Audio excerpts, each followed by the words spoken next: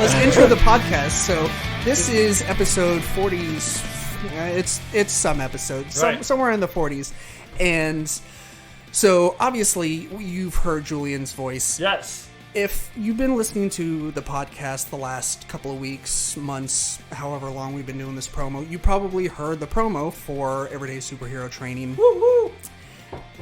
I actually have the honor of sitting with the two gym owners today, and they are going to talk about all kinds of nerdy shit with us. That's right. We're going to earn our nerd cred. Yeah. It's not just about deadlifts, people. Right. So where's a good place to start? I'm Let's start interested. with our story. How about that? How Yeah, we met for sure. on the internet. I'm very interested to hear, because like your gym idea, your idea that you created for your fitness program is very interesting and intriguing, and it makes a lot of sense when you think about it. And it's kind of crazy that something hasn't existed like it already, where you are fusing, personal fitness and wellness and with, nerdy shit. Right.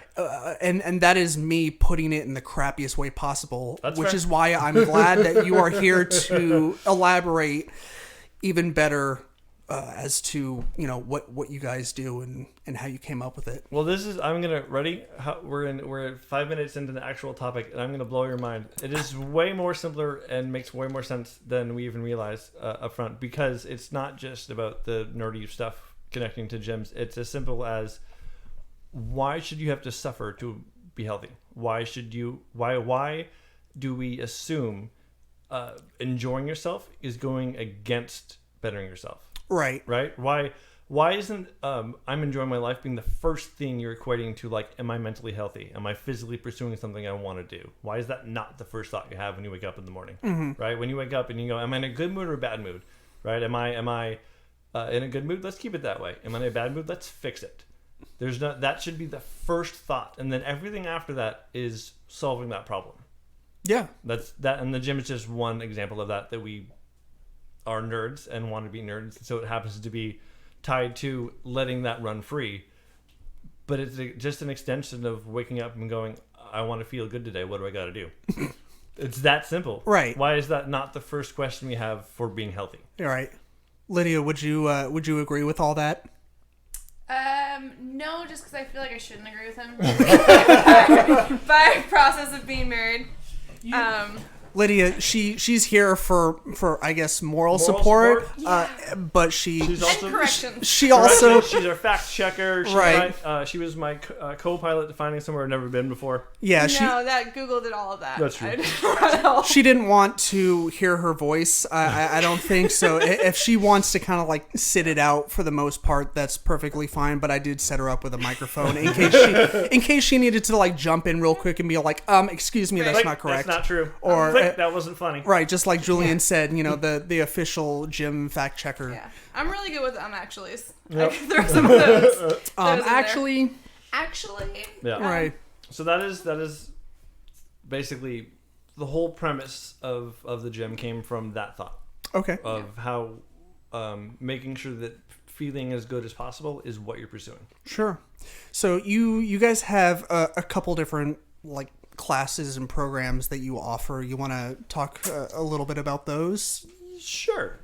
First and foremost, it's built on personal training. Mm-hmm. So the idea is we're there to teach, keep you accountable and experience stuff in a way that you might not be able to do it on your own. Maybe it's a little anxiety, maybe it's fear, maybe you literally don't know. Mm-hmm. And now that you have someone taking you through those steps without having to worry about it. That's part one. Okay. Part two is we integrate the personal training into all of our classes, or I should say memberships. So unless you're dropping in for a class on its own right, you get at least a personal training session every month, so that we talk to you mentally, emotionally, know where you're at, what you're looking to accomplish, what you feel you've done well, what you feel you've done not so well, and you get a one-on-one workout at the same time. And then Sure. you take that into the classes that are partially low attendance because we need more people to show up, but also because it's less than 1,000 square feet. Mm-hmm. So the classes can't really fit more than like 8 people at a time. Right. So it's a good student to working out person ratio. Instructor. We're not athletes. I'm not going to pretend. Personal trainer. Yeah. Coach. Yeah. Yeah.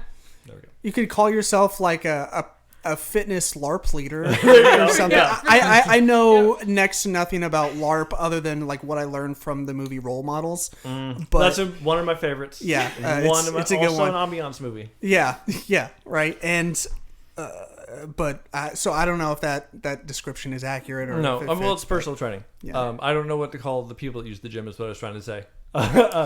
So is it only like class based where people come in and then you have classes? So it's not like a traditional gym like Planet Fitness or Gold's Gym where you go in and there's like free weights, kettlebells, machines. Those things etc. exist in the building. Mm-hmm. They we call it a private gym. You have if you're in a membership, you have the freedom to walk in and use it whenever you want. Mm-hmm. But it's built up to have as much help and guidance as possible every time you're there. So the membership flows through the personal training and the class sessions. Okay. And then beyond that, if you're like, I want to work on this, you can come in and do it on your own. Most people don't because it's, again, small and there'll only be the one there. So it can be kind of awkward to be like by yourself doing work, I guess. Well, the two of us are like writing stuff in the back. Yeah. So not a lot of people do that. But it is really a lot of personal training and in the classes, yes. Okay. Yeah. Cool. And then within the classes, we have different types of themes, I guess you could say. Mm-hmm. We have this is going to be a rant, CrossFit. Not CrossFit. Sure. Because that is a brand name. Okay. We have cross-training classes. Okay. Okay. That is like your tissue to your Kleenex. Cross-training is simply molding different modalities of exercise or fitness into the same workout at the same time. That's all it is. So it's different types of strength training. We modeled our cross-training class after the traditional archetypes you'll find in superhero games or RPG games. That's redundant role-playing games. So we have tanks, operatives, and tracers that we label them as. Okay. It's like if you're in a party of adventurers, like which one are you in real life or which do you enjoy to operate as? Sure. And in the class, we do all three because you want to be well-rounded as a hero. You don't want to suddenly have to climb a ledge and can't or lift a log and can't. And the secret is that every superhero needs cardio. Okay. And we don't have specific cardio sessions because you put 3 different types of strength together and suddenly your heart rate's up. So that's your cardio. Okay. That makes sense. Right? Yeah. I tend to have to do like elliptical and other things, other low impact kind of things for cardio. Also like functional strength training. I know we were talking about this the other day. With the mace? Yeah, I saw the it was I think it was a picture. Yeah. Lydia was holding that big old mace and I was like, I've never seen one in action. It was a still picture, so it wasn't an action either. Well, in my mind, I pictured the video of her swinging the steel mace like she was going into battle and about to. That's really all it feels like. Yeah? Yeah. I figured it was. I mean, it's got a ball on the end of it, so it's obviously very heavy on one end. So it's kind of meant for that kind of like exercise where it's momentum-based movements. Right. Yeah. What else does the gym have to offer? Is there anything else that we haven't covered yet? Oh man. Well, so that's what I guess we would call the bread and butter. We have most of our classes. Before we went on separate rants, the class that is not CrossFit but is cross training, we call those field training classes. Okay. Based on your training to be a superhero in the field. Sure. It's where you go to the danger room and run your scenarios, that kind of thing. Mm-hmm. So that would be, most classes are that class. That's the most similar to what you would picture a generic fitness place to be too. It's the most like, this is a workout that we have. We're not even going to pretend to lie. Right. If you want to be a superhero, it's going to take hard work. That's really all it comes down to. Yeah. Yeah, that definitely makes sense. So in those classes, if we manage to convince you to show up, the environment in which the class takes place is different. Okay. I think in our promo we talk about caring more about what you're binging than your bench press. Yeah. And that is entirely true because, first of all, I don't care how much you can bench press because we're not in a bench pressing competition. We're in a living life and enjoying competition. Plus, like, everyone's body type is different. So, you know, I mean, if you're into bodybuilding, then yes. And that, right, and then the answer is yes. Right. And that's the extension of when you say functional fitness, that is a horrible term because to a bodybuilder, functional fitness is bodybuilding. Right. Right. That's forming the function they need. Yeah. Quote unquote CrossFit uses clean snatches a lot in their training. That's not actually functional for half the people doing them because they're A, not training for Olympic lifting, or B, need to move through away from work that loosens up areas that are tight, and those movements don't do that, so it's no longer functional. My theory that grows stronger every day is there is almost a metaphysical muscle of learning and getting better at things. And the simple act of continuing to explore your curiosity and getting better at things makes you better at doing it when you need it most. Sure. Right? There's a lot of talk of like after 30 or 35, your testosterone for males, drops, and because of that, you're more likely to be overweight, or your knee hurts more, or you have less energy. Right. And while that is technically true on a biological scale, on a very small biological scale, it's actually far more likely that from the ages of 21 to 25, you stop doing the things you did as a kid. Sure. Because you now don't have the time, because the world is like, give me money, please. Right. And your parents aren't paying for it anymore. You have to do the adulting Right. thing, and So, you're left kicking rocks. Be like, why? Why do I have to do this? So the time that was left for using your flexibility and your monkey paw strength and your exploring your imagination is now stuck in rudimentary A, B, C, D, and never going further than that. And you stop actively pursuing curiosity, unless it is a career that requires it. So it's not so much, and that's also like from 21 to 25 is where the biggest jump or drop in activity level comes from, and the highest jump in weight gain comes from, unless you're pregnant and have kids. That is the next one. Yeah. For not guys. I can personally attest to that. I gained my dad bod kind of went in reverse. Like, I got my dad bod before I had kids, and then once I had kids, the weight started coming off. Not Chasing immediately, but yeah, because I have like pictures of me like holding my kids with no shirt, and I clearly have like hairy man boobs. Granted, I still have kind of hairy man boobs, but you know, they're not as prominent as they once were. But yeah, that's my little side tangent on the fact that mine was you know, kind of like that. Right. And everyone has around that time has some version of what it could be school, it can be a full-time job, it can be the career, it can be the kids, but it's something that takes more time than you're used to having. So you don't know how to make time for the stuff you're doing before. Right. And then you look when you become 32 and you're like, "Oh man, what am I doing with my life?" And you look back and suddenly you can't do the things you used to do. And it feels like it happened overnight or like after you turn 30, but it's not. It's building from that period of time, which is why I believe the learning to have a skill is a skill in its own right. Yeah. And practicing, and it doesn't matter what you're doing. This is why we like to, we call it goal-based training. For athletes, it's sport-specific training. It's how do I get better at my sport. In the off season, what do I got to do so that when the sport season comes around, I'm not injured or won't get injured. Right. So like in my favorite example is in baseball, you don't want your catcher in the middle of the season doing 500-pound squats because he's doing 400 squats every day, every game. Right. You give him the stuff that he doesn't do on the field so that his knees don't pop off in the middle of the game.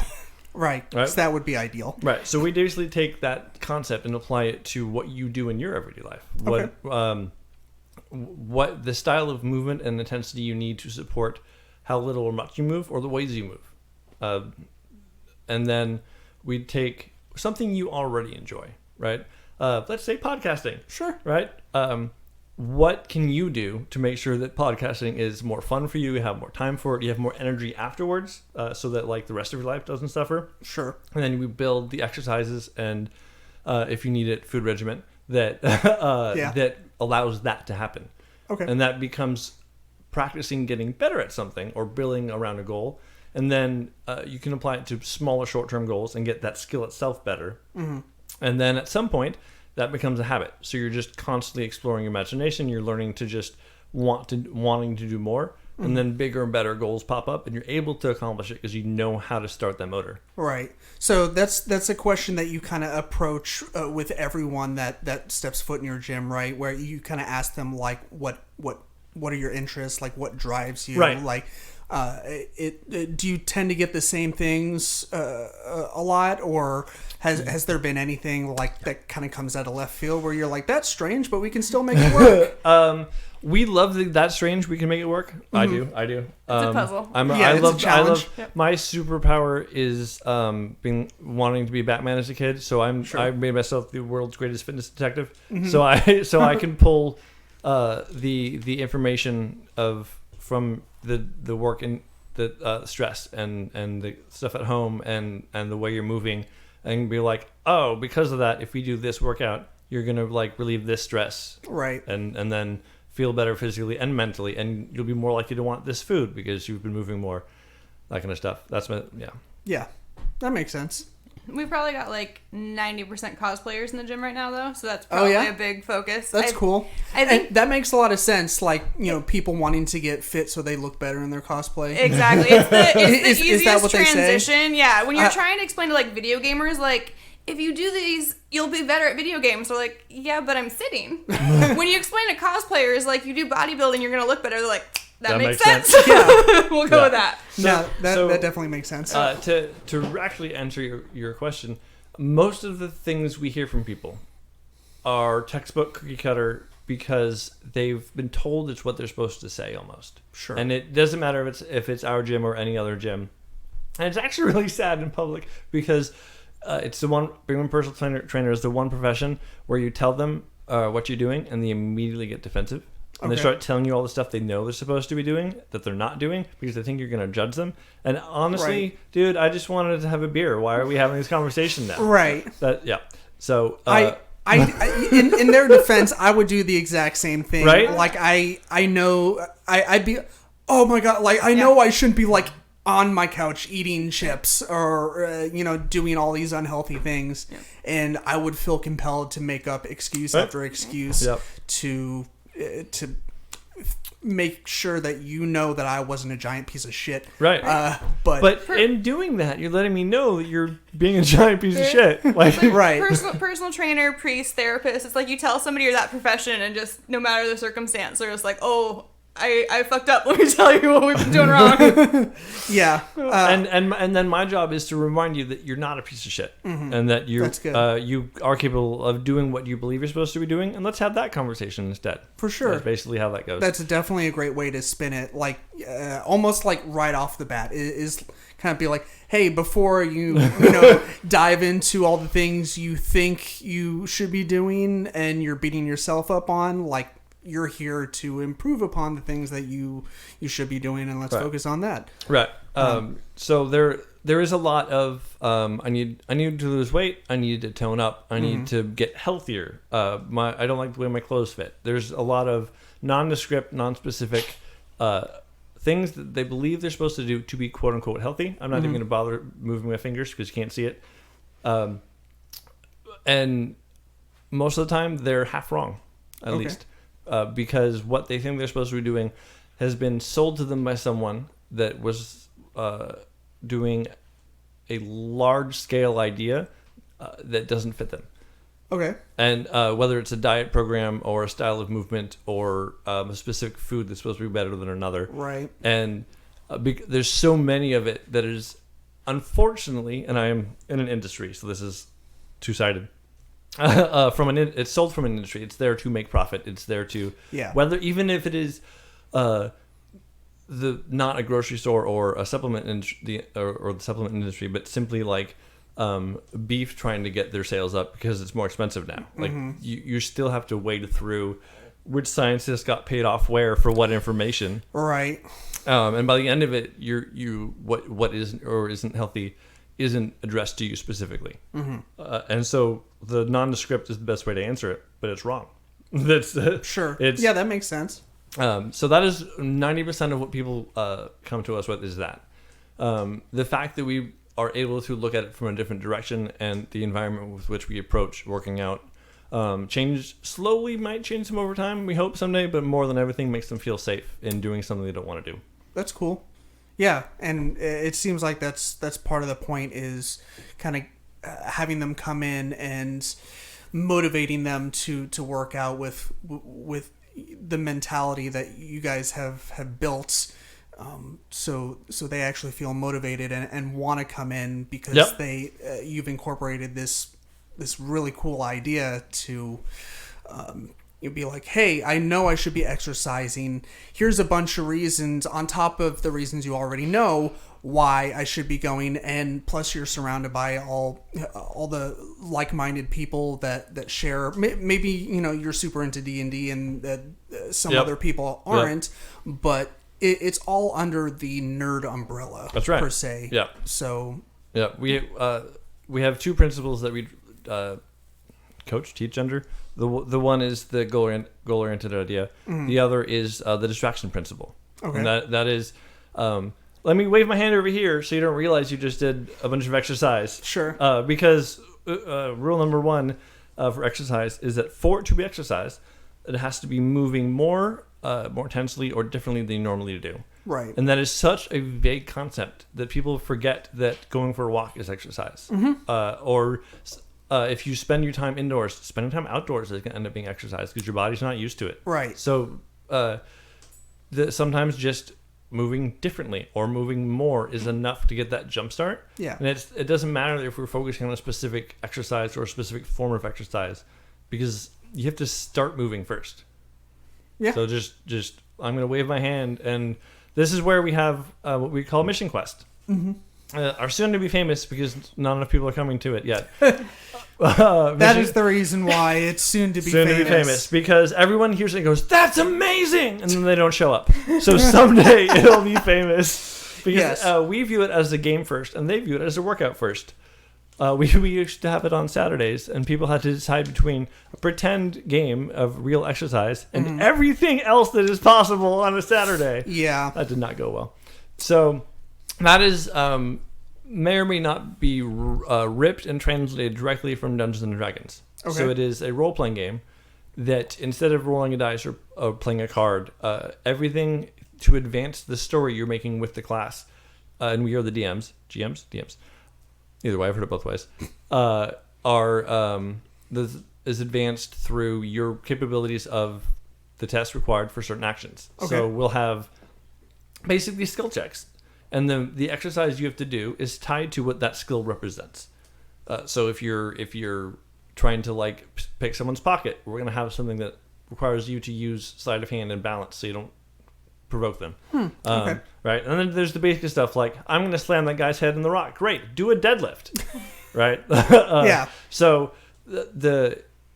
you're doing. It's more specific exercise than like a traditional, I would say, LARP, because it is in a gym and with gym equipment. Sure. But it's taking the same theater of the mind and applying the role-playing stats that you get from Dungeons and Dragons, basically. Right. And your character is what you're capable of. So, you roll. I did it this time. Your character, quote unquote, thank you. By timed exercises to establish how much health you have, or how strong your armor class is, and then you're that character. So it's what you're capable of. And again, we have our archetypes. You can choose to be a tank, an operative, or a tracer. A tank being your soldier running through brick walls, lifting heavy things. A tracer making any line from A to B the straight line as possible. They're quick at feet using monkey bars, that kind of stuff. Yeah. And your operative is I've solved the puzzle before you knew the puzzle was there, and because of that, I get to punch you in the face now. It's also known as Batman. Yeah, that sounds like Batman. Right? And then we like to, instead of being what exercise do you want to do? We go, how would you interact in this world? Right? So even if you're more comfortable doing cardio, if the character archetype you want to play is not cardio, you'll get a better chance of doing other exercises by going, I want to punch people in the face and solve the problems, even though you might not be very good at it. But then you level up by getting better. There you go. Yeah, that makes sense. Yep. Cool. That's pretty. Yeah, that's basically we only do that once a week, but we love it so much. Yeah. We create worlds. We have right now we're doing, I guess, the equivalent of one shots. Each time you come into a different world or story. Sure. But over the last year, we did 2 seasons or campaigns that were built in a world of our own very made superheroes, which was awesome. That sounds like fun. I thought it was fun. Is there a particular facet of your program that is the most popular by your gym goer standards, like that you have the biggest turnout to, or is it kind of a toss up? I think first on the record, it's unfair for me to answer because they would have a different answer that I will have. Sure, but the numbers suggest that the people that show up right now mostly show up because of the environment and interacting with me, Lydia, and the people that are there. Okay. There is definitely a sense of wanting to come into class to see the people that are there, wanting to slowly but surely being like, I got off work and decided I get to come here today. Okay. Which is really cool to see. And that is regardless of which class we are offering. That is mostly what... because most of the people there came from being our personal training clients before we had the gym. Mm-hmm. So they were used to one-on-one sessions and just general fitness, and and they've seen what everyday superhero training has come and grown around them. Right. So they're less there for specific class type or distraction option, and more have already bought into the idea that this is something they get to do and the environment is awesome. Right on. Yeah. That's awesome. So you were the one that actually ended up coining the term, the episode title, and what we were going to do most of our talking about today. And so far we haven't. Well, I mean, we planned on, discussing your gym to a certain extent because it's only fair, It's a living example of what we're going to talk about. Exactly, yeah. And I think it provided an excellent segue into our main topic, and plus, like I said, we haven't corresponded in person or over the phone at all. It's always been over text message or Twitter or whatever. So yep, you had no idea what my voice was going to sound like. Yeah. So I wanted to have a better understanding and have our audience have a better understanding of this promotion that I've been running and, the idea behind your gym in general and, more specifics better than I could break it down as a conduit or a unofficial speaker for your gym. And plus, it's just good to get the breakdown in person. Absolutely. From the horse's mouth, as they say. I'm not a horse. I am a bipedal humanoid. Thank you very much. Well, that is extremely specific. So we our main talking point is that means I was funny. No. No, that's Lydia shaking her head. Typically, that's Ted's job, is shaking his head because I try and crack jokes. A lot of them are dad jokes. A lot of them are just stupid and fall flat. Most of them are stupid and fall flat because that's just my personality and sense of humor. And then you can I typically cut out his pauses and his long I gotta leave them in though. That's part of the joke. Yeah, but it would be too much. It's like every other minute he's just like, "Damn it, David, again!" Right. I thought we talked about this. Right. Well, so this goes into I don't know if this was on there or not, but one of the many things that I nerd out about. First off, what I nerd out about is breaking down everything that I give a shit about. It's I don't stop enjoying things. I add things to the list of stuff I enjoy, and every so often I pay some more or less attention to it. And the comedy is one of those things. Okay. I'm not good at it. I'm not gonna, the actual act of getting on stage and telling jokes. Neither am I. That's fine. But I would love to be, but I am not. It was the first thing I did that was wholly my own. That were there was no roadmap. There was no how do you do this? Right. So more than anything, it built the confidence in not having to trust everyone else's path. Mm-hmm. And I did it at a point in time when I did not have a work ethic. So I didn't get good at it because I didn't practice. Okay. Because of that, I've learned and structured and broke down different styles of writing jokes and storytelling, and like it becomes almost like writing music. Like you have a sentence that is factual, and then you add phrases or words or beats to the sentence without making it a paragraph that change what it means or like take a left turn. And 99% of what you think of in that manner doesn't work. And because she's married to me, she gets the 99%. The rest of the world, lucky you, yep, right? Yep. So when she does this, I know I'm onto something because that one got to her.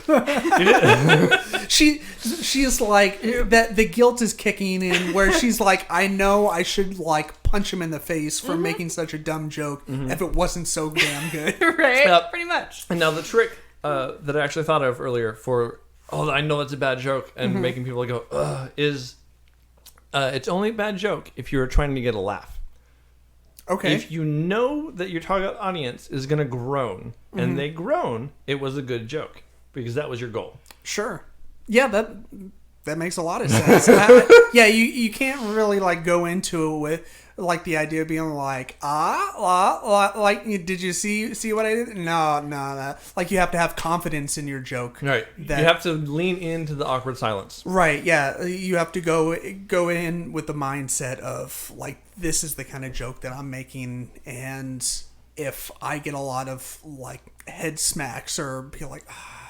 Like really? Like then you win. Yes, right. Then mission accomplished. If that's your goal and they react in that way, you won. If they don't react, you lost. Right. Yeah, that makes sense. No. So that is not actually what we're here to talk about. Right. Sorry. What we're here to talk about. One of the many things. Yes. Obviously, this is a much less structured episode than episodes I've done in the past. Like. It sounds pretty much the same so far. I don't know what you're talking about. No, like I said, you were the one who kind of came up with the talking point and the title of the episode, which is Fueling Self-Improvement with Nerdom. And enjoyment. Yes. Yeah. And I figured with when you kind of elaborated a little bit over text message what you meant by that, I was like, oh, yeah, fuck yeah. Like, that sounds awesome. I'm in. And when I thought about it for a minute, it definitely sounded more like a conversation rather than something that I would prepare for. Like, right. And have talking points. It sounded like something that it would just be a natural, organic conversation. And I was totally down for that because, one... that's less work that I have to do because running the podcast just in general is a lot of work, but with the added research and finding talking points and booking guests, blah blah blah, it's a lot. So I was definitely down for a much looser structure than what we typically have. But anyways, let's get into it, shall we? Now start the intro music. So yeah, I guess the idea that I proposed, which was actually incredibly defensive from my point of view, of sure. Like, I don't know what to say, but also an example of the fact that I am... The reason I love listening to the podcast is because it doesn't cover a specific nerddom. And I enjoy just letting the brain run free. Mm-hmm. And I was worried about pigeonholing. That's a word. Pigeonholing? Pigeonholing? Yeah. I think it's holding or pigeonholed. I always thought getting stuck. If only there was the Google machine. Right. We have one of those. How the fuck do you spell pigeon? This is still part of the intro, guys. Yeah, it's pigeonholed, as in like a hole in the ground. Yeah. Or hole. Yes. HOPIGEONHOLING. The worst part is I forgot why I said that. Getting pigeonholed into a certain specific nerd. I was really excited to just chit chat about anything because that is my hobby. And that's the and I didn't whole premise of the podcast. And I didn't want A to be a monologue for me because it's your podcast and there's no B and and B is there is no B. Yeah, aha! I tricked you. but or number 2 in case you're counting. But really the only thing that I'm not gonna pretend I'm an expert in it, but the whole idea of what I know how to talk about is pursuing self-improvement through enjoyment, and that's really vague, and because of that I was afraid of specifically saying that's a topic, if that makes sense. But yeah, okay, we're gonna try. Ready? Yeah. So I think I already explained the learning for learning or as a skill, but basically if you can imagine a world where you can enjoy doing something you don't want to do, imagine what you're capable of, the stuff you actually want to do. Right. That is basically where my head goes, and I think it seems immature and childish because it revolves around letting yourself do what you did as a child when no one was looking. And right now, when no one's looking, most of us feel guilty. We're sitting on a couch with Cheetos on our chest and wondering, like, what am I going to do with my life? Even if we have a job that we're successful in, or like have happy relationships, there's the moment when you're alone and you're like, what am I doing with my life? Sure. And why? Because the thing that was never a thought as a child. There was probably because you didn't know any better. Yeah. But there's the recklessness with which you allowed yourself to feel enthusiasm or like explored curiosity, regardless of if you ever found an answer. And to me, like this is the adult version of looking back on it, but it's basically naps, curiosity, and playtime are the three things that we don't get to do as adults. Yeah. And I think just looking at that, and those are the things we used to do, and we're like, woohoo, good times. Right. And now good times are puking in a toilet because you had too much to drink. But it's battling the pessimism monster that lives in our closet and chases us through being adults. And let's be honest, everyone's making it up as they go along. It's not like you can turn to one person and they're 100% sure that this is what you're supposed to be doing. Yeah, no one knows what the hell they're doing. Right? But people have confidence. Some people have more than others, but generally speaking, no one has any fucking clue, right, what they're doing. So who is the first person who decided that making this all work means you have to suffer so much that you don't enjoy your life? Right. Now you do have to suffer. I'm not going to pretend like shit happens, and you have to be able to adapt and move on and grow, and you at the very least use it to grow. Yeah, that's really what my mind tends to focus on. Who is the first person to decide you have to suffer so much that life sucks? Right. And there is a Western almost a Western construct that is responsible for depression through dreaming. That it is like the result of reaching a dream is so temporary that it's fleeting. Now you have to chase the next version of it. Sure. And it's an endless loop of temporarily going, woohoo, I did a thing. And then everything else in between is the grind of the next time you get to feel it.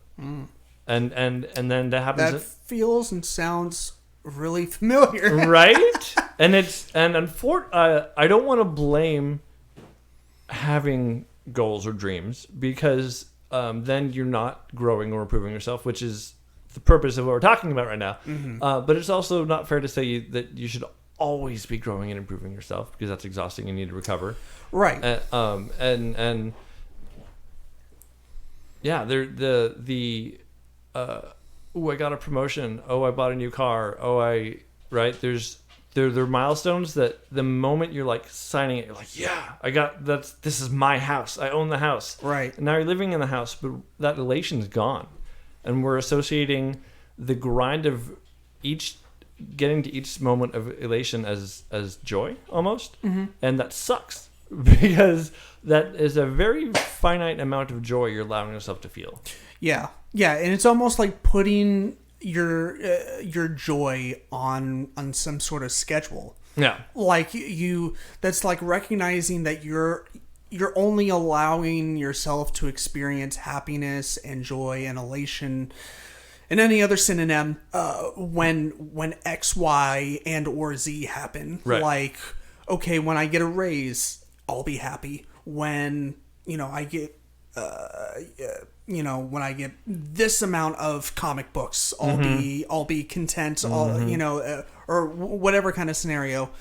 That's a excellent point that you bring up, that it's something that a lot of us, if not most of us, if not all of us, are guilty of doing, is, equating our personal happiness to certain milestones in our life, instead of finding it in the little things. Right. Or even in my case, it's focusing on learning for the joy to come from the process. Yeah.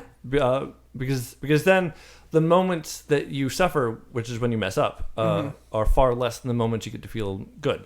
Exactly. And then you suffer and like, oh, that sucked. I don't want to feel that again. So you learn from it and get better, and you work at not having that happen again. Right. For me, the most depressing is conversations that inevitably end with, when I have more money, I'll be able to do it.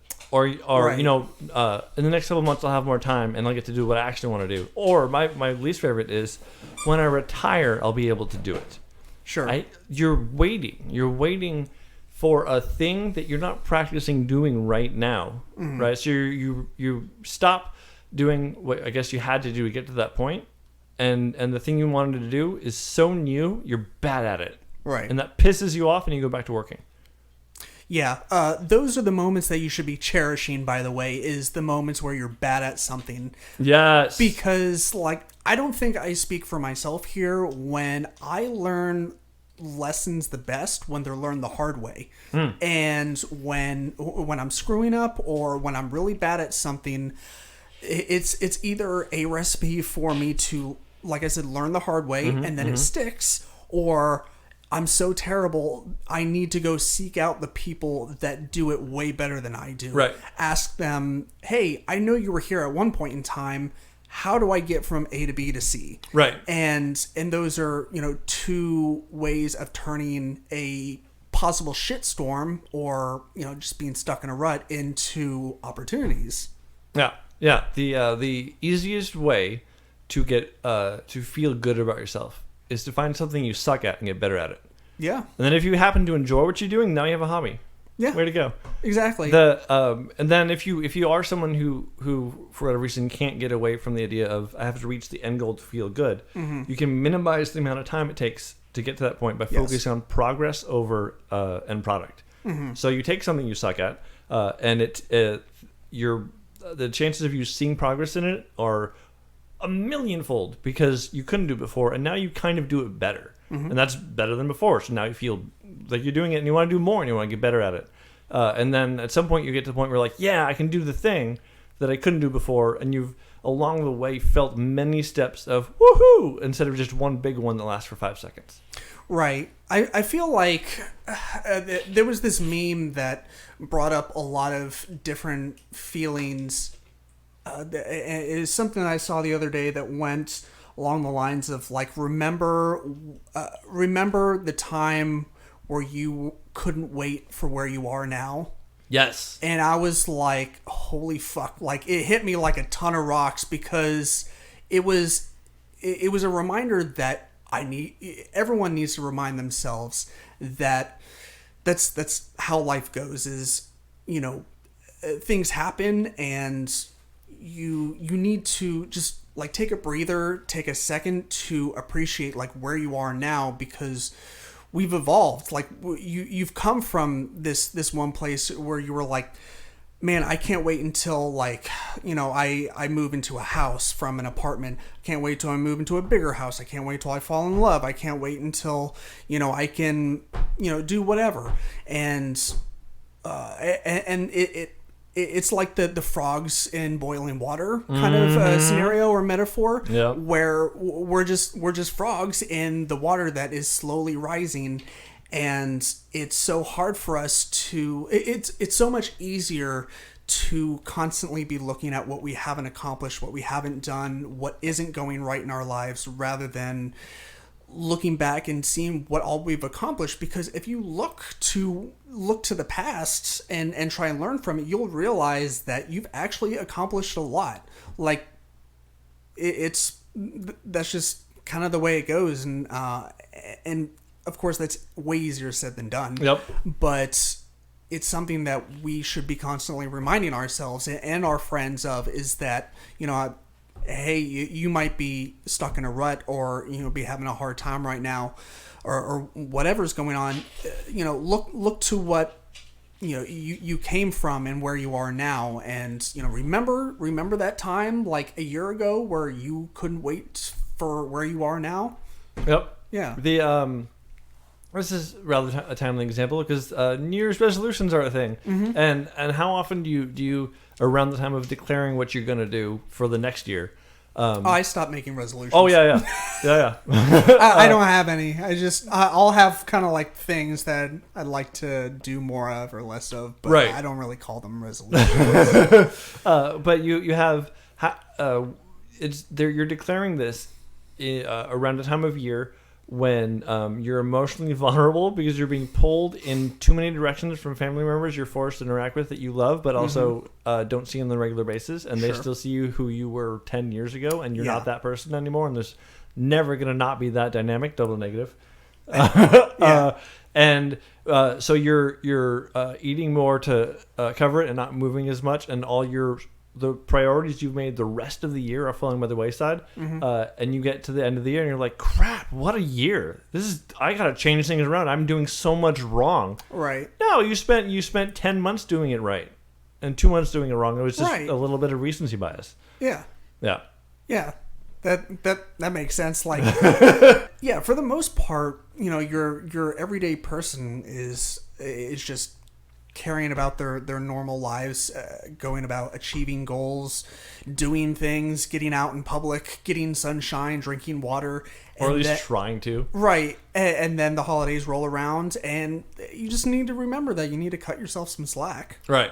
And then for someone who isn't already doing that, the goalposts aren't doing that. The goalpost is going outside for the first time in 3 months. Right. Boom, success. Yeah. Now do that twice next month. Mm-hmm. Oh, progress. Yeah. Yeah. Yeah, it's kind of like the whole, if you want to start exercising, like start with 1 push-up. Exactly. Then the next day do 2 push-ups. Then the next day 5. Then the next day 7. Yep. Anyone that is truly interested in quote unquote toning up, being healthy, losing weight, generic answers we talked about before, questions we talked about before. You should not look to anything in the fitness industry. You should not look to anything in the supplement industry. You should not look to anything through Hollywood actors. What you're looking at in that concept is a finished product or someone who has a hobby that you cannot relate to. Sure. If your goal is to do something you're not used to doing because it's something that you need to be healthier, or it's something that'll make you feel better, you don't need to look at the end game. You need to look at the first step. Sure. And unfortunately, there is no industry for that. There is no... until recently, there was no magazine for self-plug for how do you start, what do you do when you're about to give up, and most importantly, when you reach the point you thought you were aiming for, what do you do next? Right. No one, because if you're truly looking to be, if you think you aren't healthy and are looking, or just looking to be a little bit healthier, there will come a point when you reach the spot on the scale in your measurements in your gym in your working life that you're like, yeah, that was my goal. And you have to ask yourself, did what I do to get there mean I didn't get to do other stuff? And if that's the case, you'll get there, you'll stop, and it'll all go away. It becomes temporary because there's always a little bit in your head that's going, once I get to this, I can do what I really want to do. And that's a fallacy. Yeah. Because then what you really want to do is unhealthy, which probably isn't true, actually, if you really, really get down to it. Yeah. It definitely, I feel like for a long time, it was kind of dictated to us that, look at the end if you want to know where to start, right? Or how to start. And while I can kind of understand where those people are coming from that say that, or I use the term they, it's he also just used finger quotes, right? But it like you said, it makes sense to start at the beginning. Start in small increments. Do things that are manageable for you, so that you're, especially with like making the choice to be a better person and incorporate fitness into your life more, with eating healthier and exercising more, et cetera. Like, we all have this tendency, this kind of ties into your thoughts and ideas behind New Year's resolutions, is we all we pile it all on ourselves all at once. We hold ourselves to rigid standards of eating well, of exercising almost every day, of whatever else, and then when it all falls apart for the first time, for just slightly, we beat ourselves over the head for it. We shame ourselves, and we're like, well, I just fucked myself, so it's time to go back to my unhealthy ways or whatever. Right. And that's really not how it should be happening at all. Like, everyone falls off the wagon. It's really not even a wagon at all. It's like building yourself a brand new car. Yep. And you just sometimes have to reassemble the beginning pieces. Yep. and start over a little bit. I don't know. I'm kind of shitty at metaphors. That was spot on. Yeah. Yeah. Have you heard? I'm gonna mess this up. I don't know who said it or where it came from originally. But the that sounds a lot like me when I'm trying to quote people. Right. I'm like, I have no idea. I don't know. I'm could be making half of this up and or mixing with another story. I want to say the bottle ship concept, or like the shipbuilding, or like you have a ship and that's magnificent and out in the waters and being wonderful, but then like the mast breaks and you replace the mast, and then you're out in the waters and some of the bottom of it gets a giant hole and you're about to sink, but then you have to replace that. And after years and years and years, you're really good at operating this ship, that every single part is different from how you started. Sure. Is it the same ship? That. Yeah, it's very much a chicken or the egg kind of question. And the idea of using enjoyment for self-improvement is that you're able to acknowledge, regardless of which version is true, that it's a different ship and you don't have to go back to the previous one. Because the standards you've created for yourself are such a new normal that what you used to do feels wrong. Right. And that means you can't rely on 7 days a week of running 10 miles. Some people do. Not right away. Right. At some point you get there, yes. Yeah. But for everyone that runs to the gym one day and is sore for a week, it's because you looked at the end game workout, not the first step. I really like to focus on less so on performance or like PRs in the gym, and more of creating new normals. So like you come in the gym and you can't bend low enough to properly squat without hurting yourself.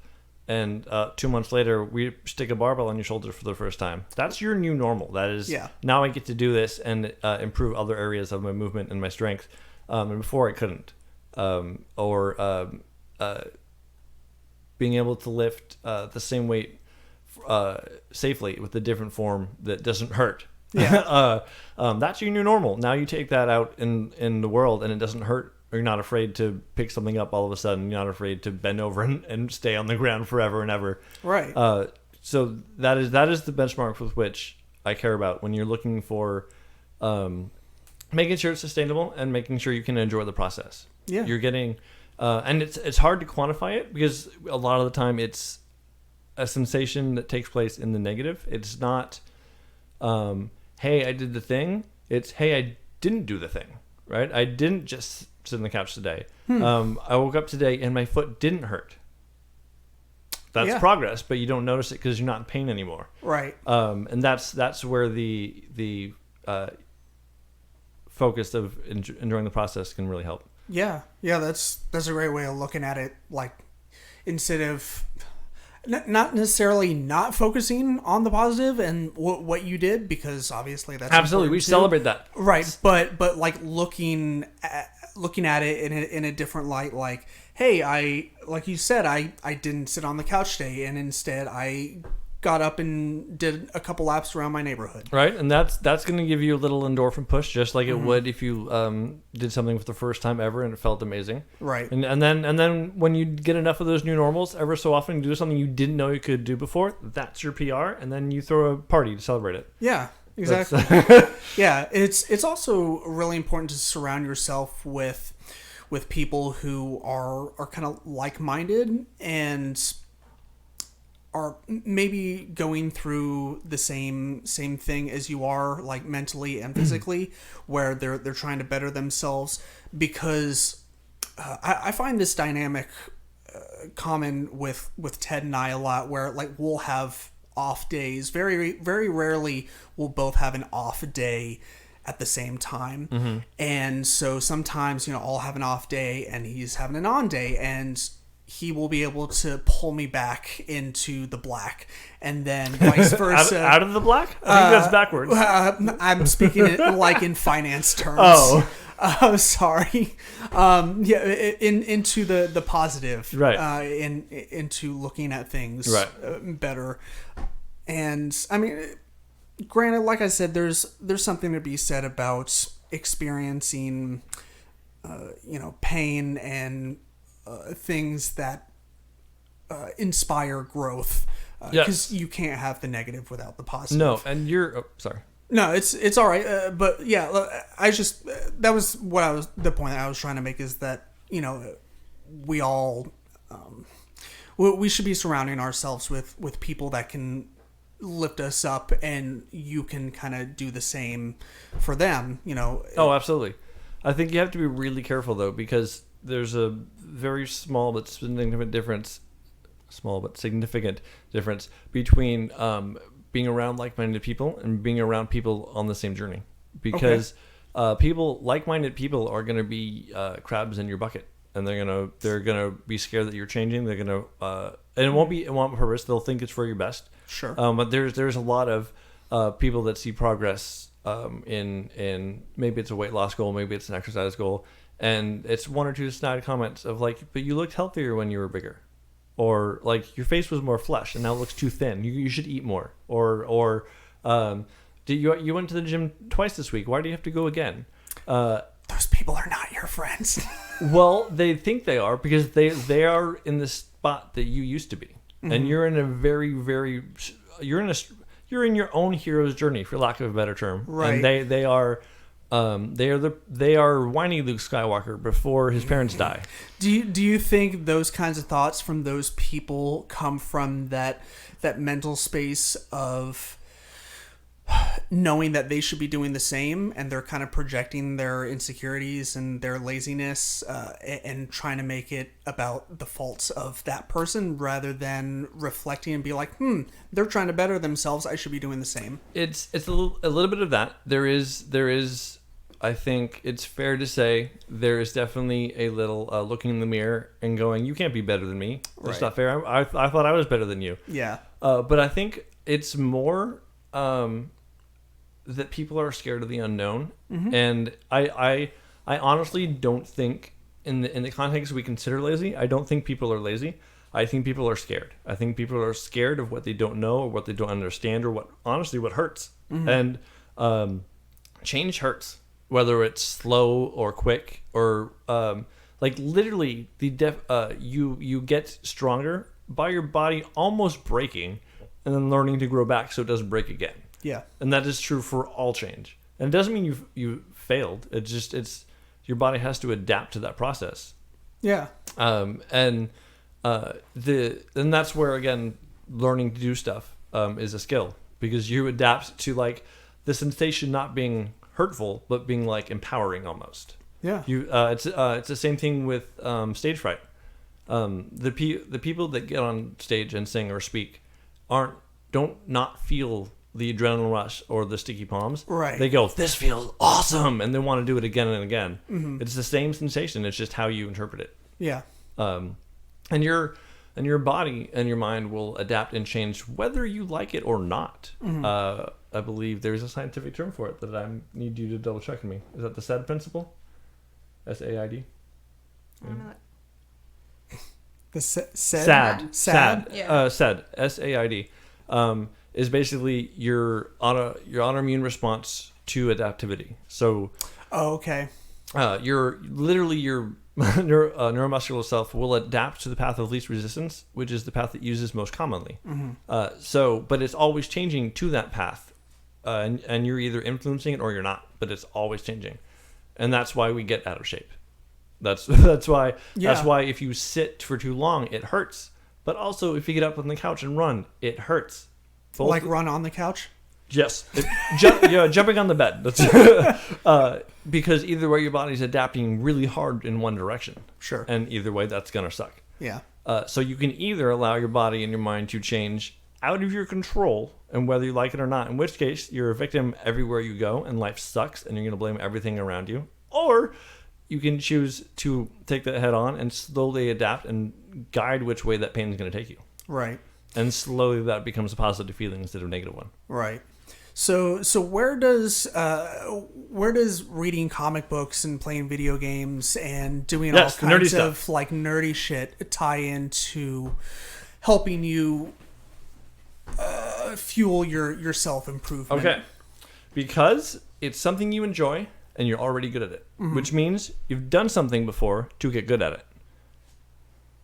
And then you just got to do that again. So simple enough. I'm going to use video games because that is something that I personally have tested my hypothesis with and can speak from. Unfortunately, it's anecdotal data, but sure. No one trusts the technical data, so who cares?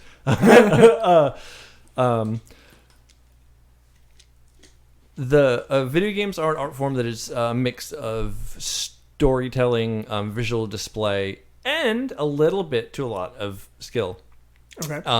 And they're built through a Skinner box formula, so you're coming back more because you want to get better.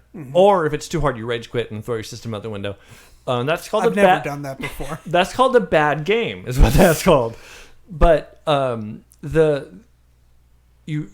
is a reward system built in where you don't know how the game works. You don't know what you're supposed to be, but you bought the game because it looked cool, or you thought what the story was great. Yeah. And you want to experience that story. And to do that, you have to learn how the game works. Not just in the game itself. You have to learn how the buttons work. You have to learn how the buttons correlate to timing and the mechanisms that are visually being displayed. And those are physical skills that you can actually train. You can train your how stiff your fingers are. You can train your reflex response. You can train your decision-making abilities, problem-solving skills, right, with your heart rate up, right? You're from a sports training, military standpoint, in a stress state, you revert to your lowest level of training. There we go.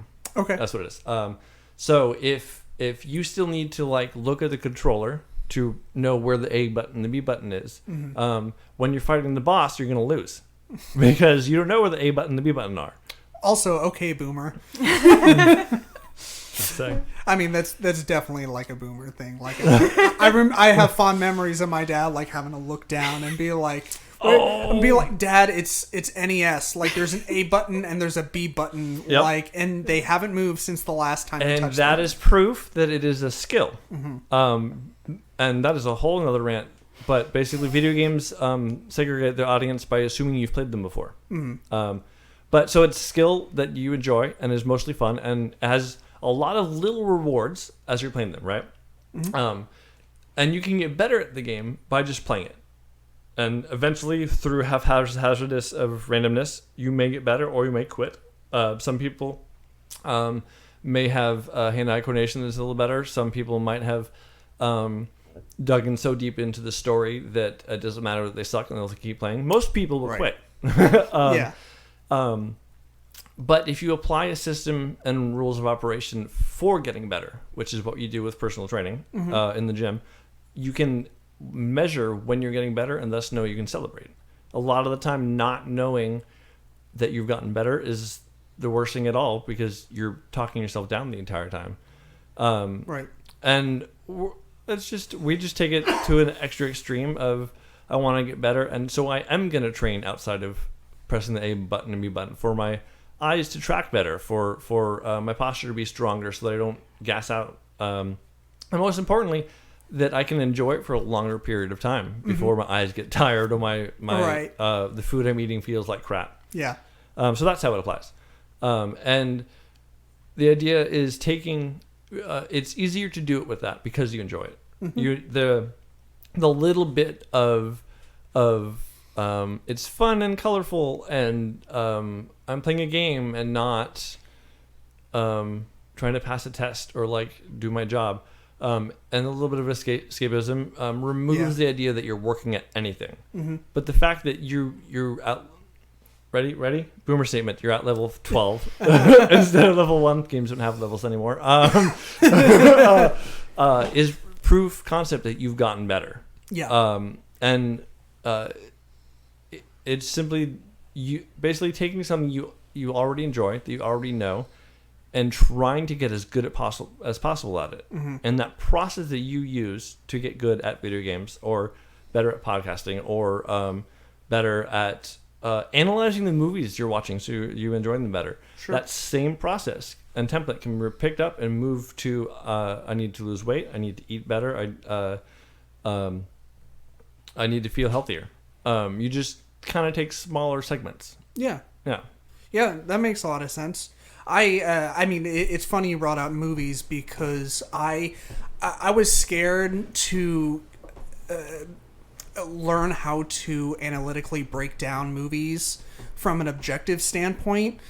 I was terrified of learning how to do that better because I was afraid I wasn't going to enjoy them anymore. That it would either become a job, or I'd think of it like a job, or I would become so analytical that I just like all the enjoyment would be gone from actually watching movies. I'd spend too much time analyzing instead of actually enjoying it, and it was actually the opposite, right? Where I was able to enjoy them even more because these things in movies that I always knew about, suddenly I had names for, like exposition and acts 1, 2, and 3, pacing, etc., etc. Once I learned all these terms and nomenclature, I was able to enjoy movies even more because I was then able to correctly...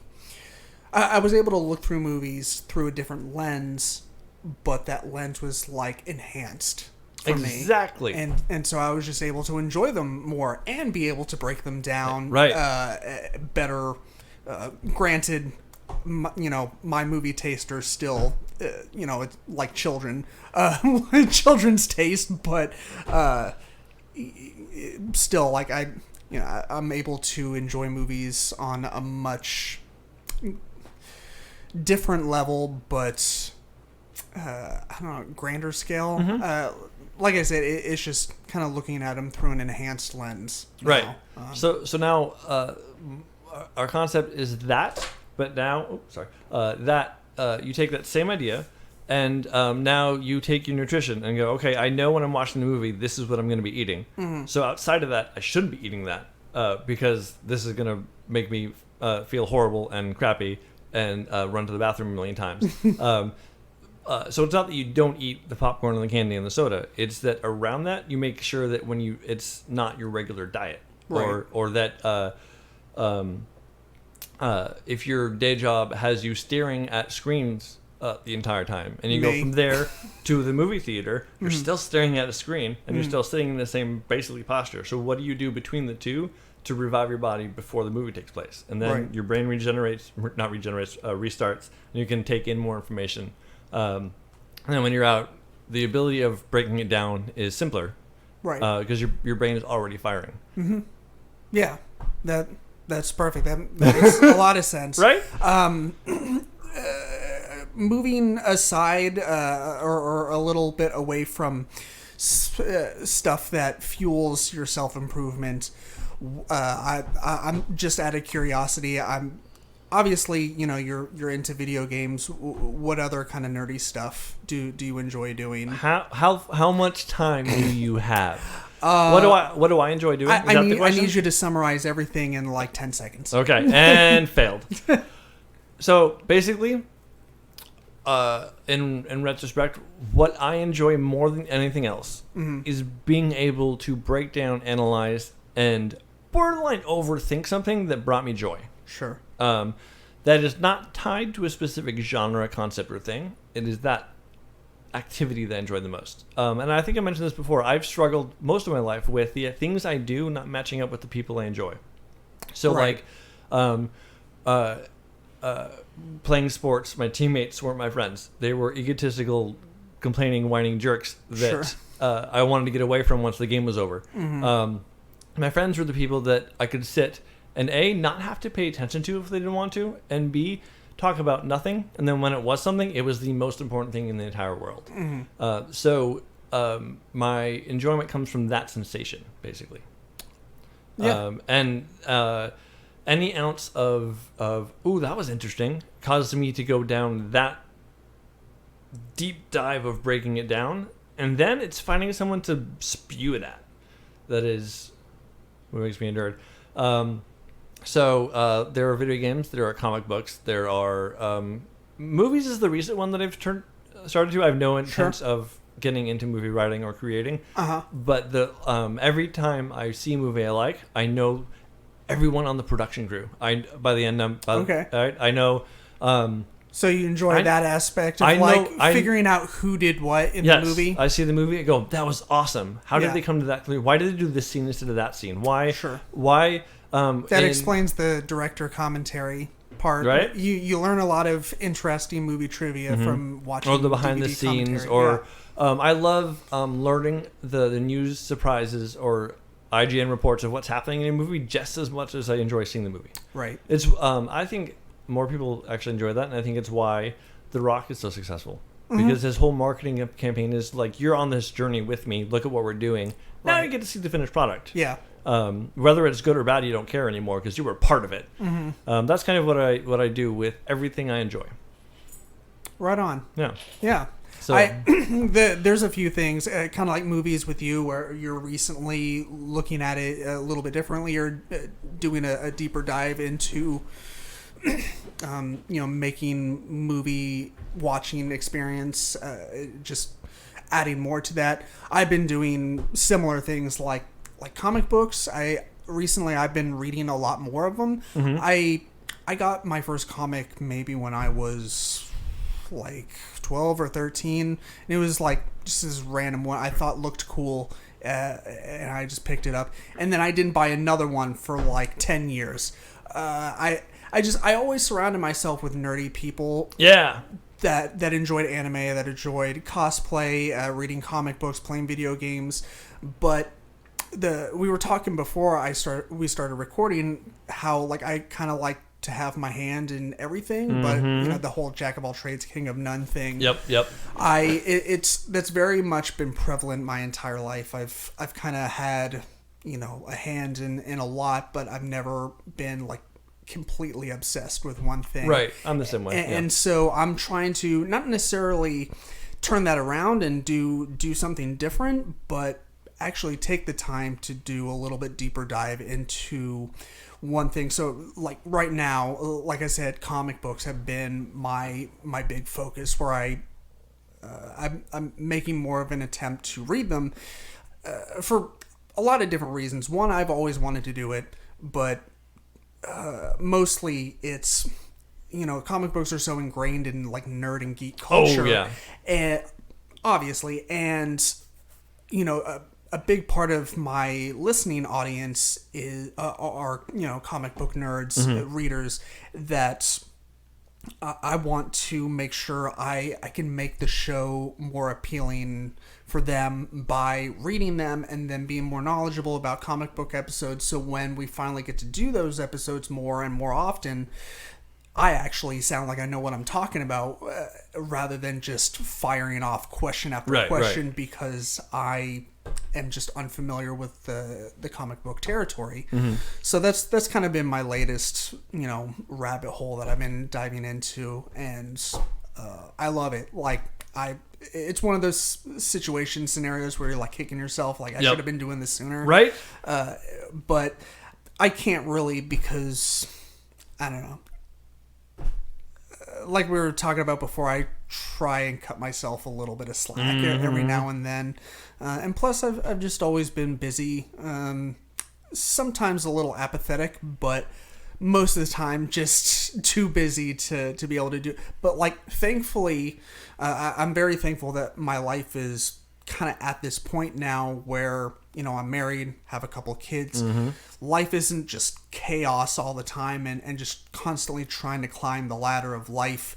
But there's nothing wrong with that. if like, because that's part of what this podcast has been about. Right. But I'm finally at this point where I can take a breather, take a step back and be like, hey, I'm at this point where it feels like I'm kind of treading water, where I have this great opportunity to dive into a few hobbies that have been only like hobbies up until this point, or like things that I've wanted, like active interests that I can actually turn into hobbies finally. Right. And the podcast has been a big one of them. Not like that was something I've always wanted to do, because podcasting is still relatively new, right. Relatively speaking. But like I said, with comic books, it was always one of those things where, just for one reason or another, it just never happened. And finally, I had the opportunity to get more into it. And the more I talk about it, the more I realize how many friends and acquaintances I have that I have to talk about comic books with. Yeah. So, and plus the fact that there's one like right up the street, and they're cool dudes. They're always like super helpful. With when I come in, I'm like, I don't know what to read, because that was my big thing, was like it was so overwhelming, I didn't know where to start. Like, and comic books have been around for a long time, so it's figuring out where to start, especially if it's someone as legacy as like Spider-Man or Captain America or Iron Man, someone that's been around for a really long time. Figuring out a good place to start is not an easy question. Right. But thankfully the people there are super knowledgeable, and they're able to point you, in the right direction, or at least give you a couple good jumping off points. So yeah. When you brought up for you comic books being a more recent thing, the first thought I had was that is how I feel about Dungeons and Dragons. Okay. We've only been playing for maybe a year or two. Okay. And the first time we played, I was like, why was I not doing this? I don't this is it's theater of the mind, improv, and adventure storytelling. These are all things separately that I enjoy. Why would I not be doing this before? Yeah. It turns out it's because I don't combine the things I enjoy with the people I hang out with. So it's a thing I enjoy that requires other people. Yeah, I think is the answer to that question. But you had learning to get into comic books was something you had brought up as an example of one of the many jack of all trades things that you kind of cover, and realizing you're at a place where you might have time, energy, resources, whatever, to get more deeply involved. Does that make sense? Yeah. Am I properly summing up what you were saying? Okay, awesome. Yeah, that's basically what I was getting at. Was awesome. Yeah, I was finally to this point where I could, do things that I've always wanted to do. Okay, and that is one example of the things you always kind of wanted to do. Is that okay? So using those things you've always wanted to do as fuel for self-improvement. Is how you go about feeling self-fulfillment the rest of your life without having to tie it to someone else or a paycheck or a material thing. Right. So it still takes the same amount of discipline as going to work every day so you can get promoted or make more sales or get better at it. And without that, you will unfortunately get stuck in I think someday maybe. Yeah. Even if you have the time and the resources. And this is where bringing in practicing getting better at stuff comes into play. Right. So, for example, we're going to use the comic books. Comic books are a giant escapism, and very, in my opinion, highly wonderfully addictive. We're like, because especially if you're doing like the monthlies, sure, where you never get a question answered. So you need the next month's installment no matter what. You just get more questions. Right, exactly. It's just like one long giant ever-going season of Lost. Right, exactly. Just I get all these questions, no answers. Right. So being able to enjoy that more comes down, unfortunately, to a mixture of time management and energy levels. Right. Even if you literally have the 15 minutes it might take to read the comic, doesn't mean you're gonna have the time before, during, or after to soak it in or feel like you enjoyed it. And if you find yourself reading it in a manner of I have 15 minutes, I gotta read it now, you're gonna walk away feeling like it's a textbook. It doesn't matter how good it is written or not. So building in hey, I have 15 minutes here every day, and like making that your priority takes a lot of discipline in a time of even though you're in it might have more opportunity, there's still responsibilities that are gonna tug at you, and unfortunately it requires you to be a slightly bit selfish. Sure. And this is the secret that no one likes to talk about. Being selfish. And it can come with a bad condemnation because it means other people might not get as much of you. But that's the thing most people are missing. If you're unable to take time for yourself or take care of yourself, no one else is technically going to. Right. Yeah. Right. No, that's exactly right. And if the people, don't get me wrong, people love you and will help and will do what they can. But if you yourself have not put in a priority, then no one else will do it for you. Right. You yourself are responsible for your own happiness and well-being. That's correct. No one else's responsibility. Coincidentally, other people may do that, whether it be on purpose or on accident. Absolutely. Or just by happenstance. But it is no one else's responsibility except your own to take care of yourself and your well-being and make sure that you are a happy, healthy, functioning, walking bag of flesh. That's right. Yeah. And doing that in this case would mean you're reading either more comic books or giving more times to deep dive into what your brain thinks just took place. Right. And in order to do that, you have to build in the habit of giving yourself that time and the confidence with which to stick to it. And small little bits of changes and definitely help, but also just like with movie going, changing your energy is a big deal. Yeah.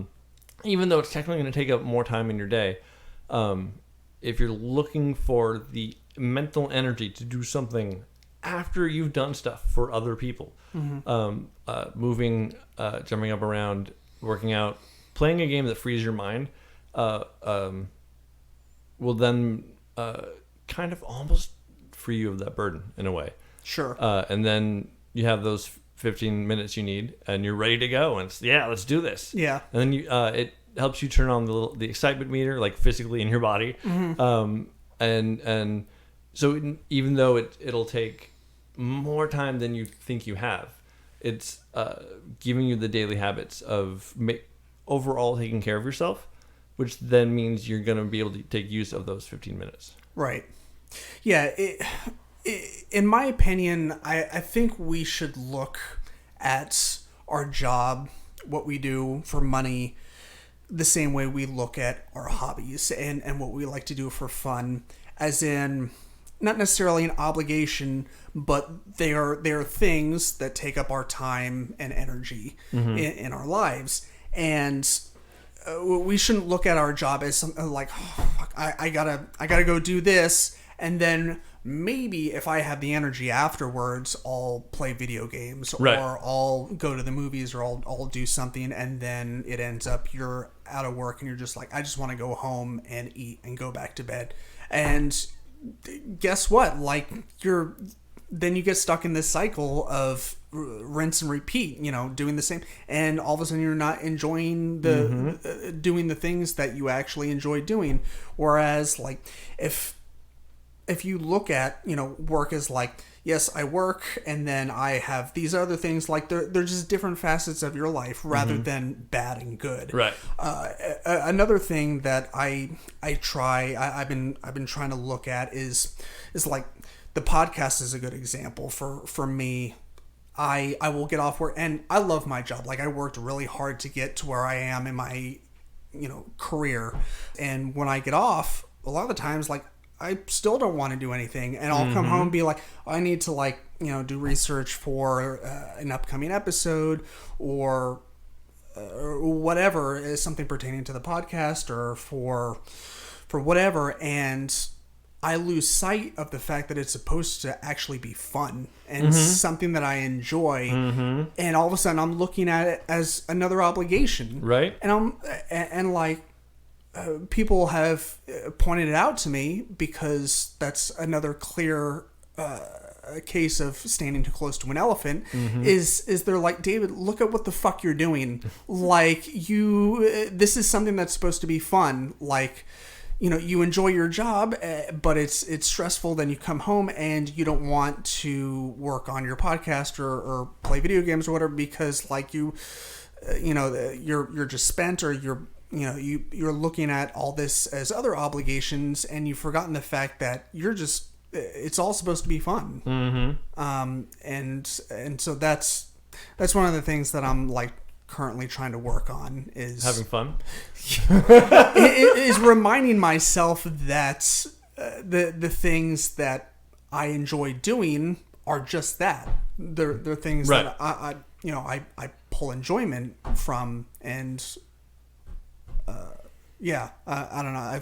It kind of feels like a weird tangent and rant, but that's what this whole episode has been. So you're right on topic. Yes, good to know we're staying on topic. That's right. Yeah. The title of this episode is now The Tangents. Yes, just The Tangents.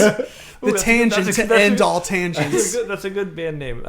No, none of the songs can have choruses though. Yeah, it's just all like verse after verse. Exactly. And then an occasional guitar solo. Yep, and then each refrain switches to a different melody. Right. That would be interesting. That basically just sounds like the band Rush. That's fair. It's just music. Like, there's no structure. So, okay, let me ask you this. Your work job thing, it is my work job thing. Yes. Yep. It's not from home, right? So correct. You physically go somewhere to. Okay. Yeah. Do you have a set schedule? Pretty much. Yeah. Okay. When do you most days have to be at work? So I show up generally around 7:30 to 8 o'clock every day, AM? Monday through Friday. What? AM? Yes, 8 a.m. Okay.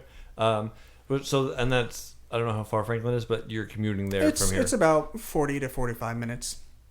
Okay. When are you done with work? Meaning, done with the commute, not clocked out. Sure. Leaving at 4, home typically by 4:30 or 5. Okay. When do you normally go to bed? That is probably the biggest variable out of all those questions. That's fair. You have kids. Yeah. Well, like the kids have a pretty set bed schedule. It's between 7 and 8. But with me, like, I'm kind of a night owl. I stay up late because that's the time I used to do all the things that I enjoy doing and don't have the opportunity to do during the day. So so typically I'm in bed by like 10:30, 11 o'clock. So. Okay. So, and the thing you're working on, you mentioned, is having the energy for it to be fun and not more work. Right. Okay. And you're doing all this after your mind has been set on work the entire day. Mm-hmm. And you've been taking care of other people's problems the entire day. Yes. Right. So you've spent all your thoughts, process, energy, well-being on other people the entire day. And you get home, and now it's your turn. Yep. Right. And you're a shell of your former self. There's zero chance that you have at that not being a struggle, no matter how much you enjoy it.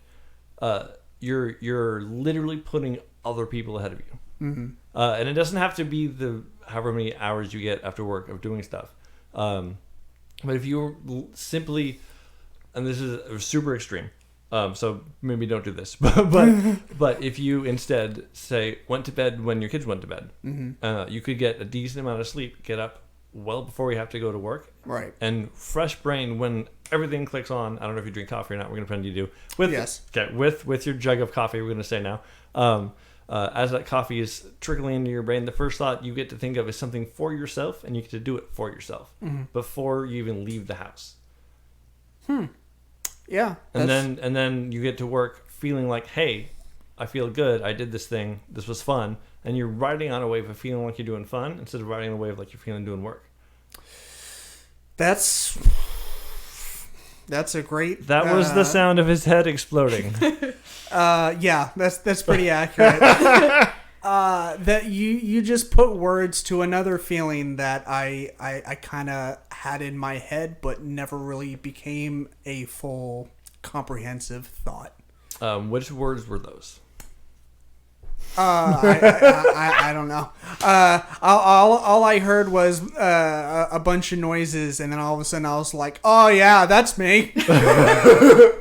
But no, that makes a lot of sense. Like, if you start your day off doing something that you really enjoy, and it can literally be 30 minutes. 30 minutes after so not like getting up and putting on clothes, because the world requires you to do that if you go outside, but before the commute starts to get into work, if you've done at least something that is enjoyable, that is a hobby, that if you tend to want to be more creative minded, that fuel that side of your brain, sure, the rest of the day becomes less reactive almost, because you're not waiting to get to the part where you're enjoying it. Yeah, you've already enjoyed it, and now you can just enjoy everything else on top of it. Yeah, I mean, like I said, that's kind of a thing that I had in my head, but it wasn't as fully formed and elaborated as you just put it.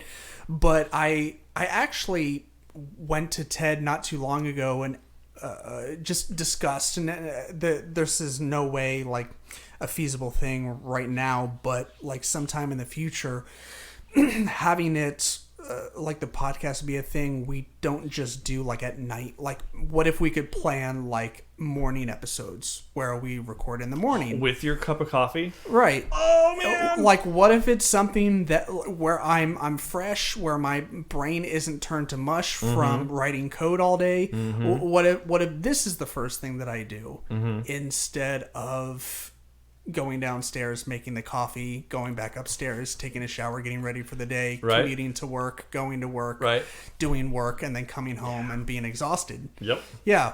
What if? Yeah. So why is that not feasible? I don't know. Just because of scheduling. And all you're hearing is just fucking excuses right now, aren't it's your serve again. Yeah. No, it's a very good question why we're not doing it.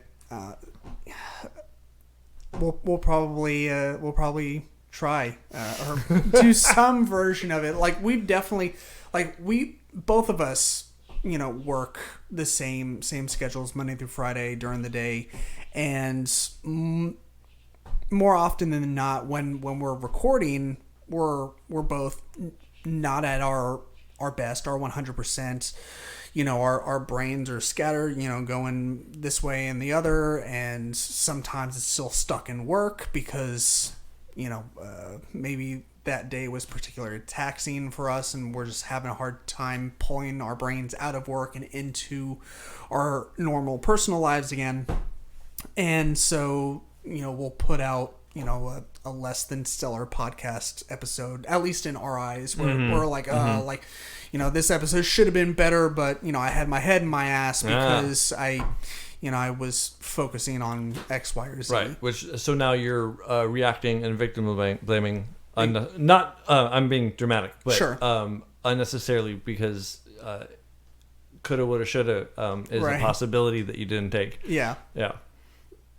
No, like I said, it's definitely something that we want to pursue is recording at different times, and aside from the podcast, doing other things like reflecting on maybe the day before, and like writing in a journal or reading books or comic books, really anything that you enjoy doing it before work. Absolutely. I'm gonna give you my example. Okay. So video games were my last one that I was testing my hypothesis with, because it was science. Okay. But Lydia and I recently, last year or so, really got into playing PUBG Mobile. Player Unknown